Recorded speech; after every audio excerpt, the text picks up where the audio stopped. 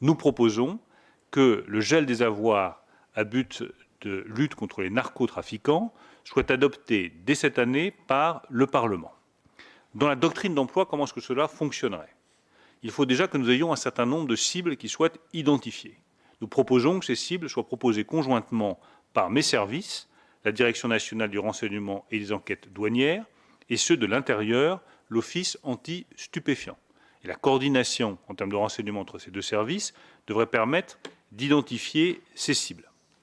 L'autorité judiciaire serait évidemment associée à ces désignations pour que les mesures administratives d'entrave financière interviennent en complémentarité de l'action judiciaire et ne perturbent pas les enquêtes en cours.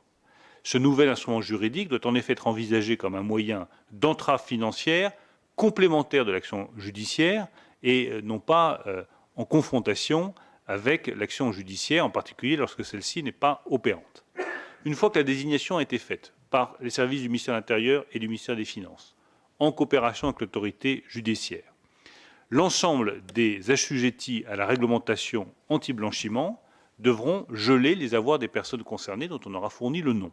Ça concerne les banques, les agences, les assurances, les notaires, les avocats, les agents immobiliers.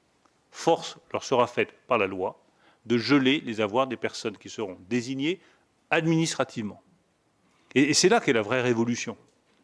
C'est que la désignation est administrative, sur la base des services de renseignement, en coopération avec l'action judiciaire, mais si ce narcotrafiquant se trouve à Medellín ou ailleurs en Europe, si l'action judiciaire ne peut pas le poursuivre pour toutes sortes de raisons juridiques parfaitement compréhensibles, nous pouvons quand même geler ses avoirs. Et ça, c'est une véritable révolution.